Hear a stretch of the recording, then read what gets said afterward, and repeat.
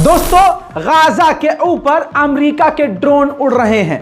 यह वो खबर है जो मैं बिना प्रूफ के आपको पहले ही हिंट दे चुका था कि नहीं? हाँ, सुनिए, यह है प्रूफ। सोर्स अमेरिका की सेना ही नहीं, अमेरिका के हथियार और अमेरिका के ड्रोन भी मौजूद हैं गाजा में।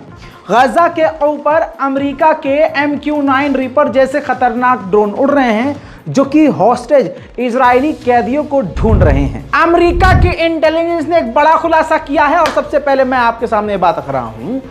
अमेरिका की इंटेलिजेंस ने कहा है कि हिजबुल्लाह को रूस का जो वैगनर ग्रुप है, जो डिफेंस सिस्टम और हथियार देने वाला है, दोस्तों वो उसके खुद के नहीं है। पता है किसके हैं? मैं भी सोचा था रशिया एकदम डायरेक्ट कैसे आ सकता है। देखिए, खुद अमेरिका ने क्लियर किया है। जो सीरिया की सरकार है बशर अल असद की, वो तैयार हो गए हैं, मान गए हैं। ईरान ने मनाया है और भी कई देशों ने मनाया होगा फिलिस्तीन के समर्थन में।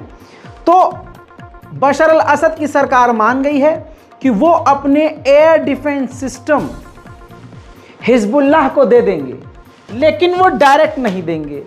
वो अपने एयर डिफेंस सिस्टम और एडवांस हथियार वैगनर ग्रुप को देंगे।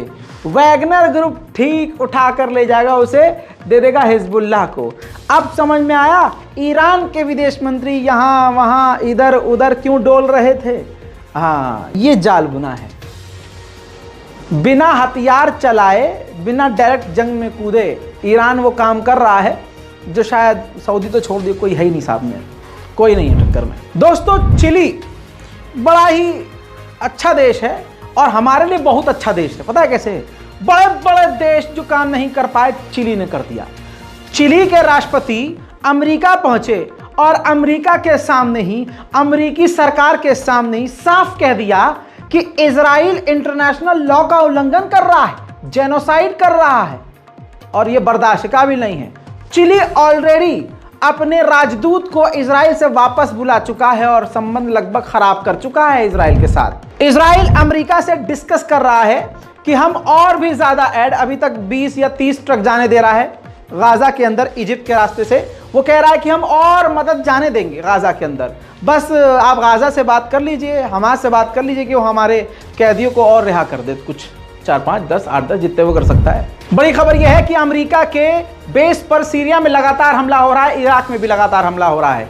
बस बात यह है कि एयर डिफेंस सिस्टम उसने अपने मजबूत किए हुए हैं, हमले को रोक रहा है, लेकिन रोकने में भी तो पैसा खर्च हो रहा है। भाई साहब, हमास बड़े दिमाग से गेम खेल रहा है।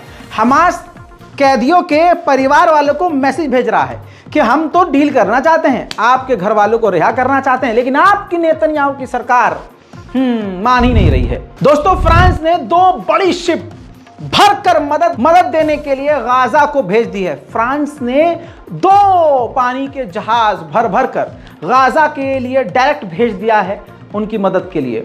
यह बढ़िया है, मारो फिर मरहम भी लगाओ, फिर मारो फिर मरहम लगाओ। दोस्तों, सुनिए एक और बड़ी खबर, बहुत बड़ी खबर।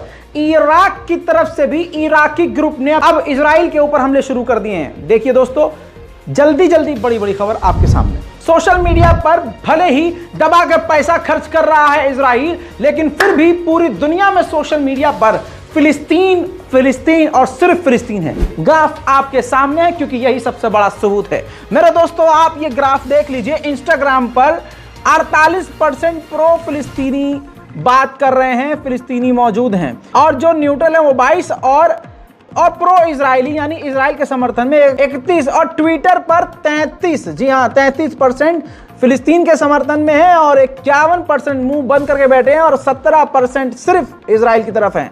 आइए, अदर जो दूसरी ऐप है वहां पर आप देख सकते हैं कि 16% लोग फिलिस्तीन के साथ हैं और सिर्फ 13% लोग इजराइल के साथ हैं। यूट्यूब पर 11%, यूट्यूब पर भी फिलिस्तीन ने बाजी मार ली है, 11% फिलिस्तीन के समर्थन में और सिर्फ 7% लोग इजराइल का साथ दे रहे हैं और 82% को पता ही नहीं है, वो बिग बॉस देख रहे हैं। ससुरे रिपोर्ट शेयर कीजिए, दुआओं में याद रखिए। जय हिंद।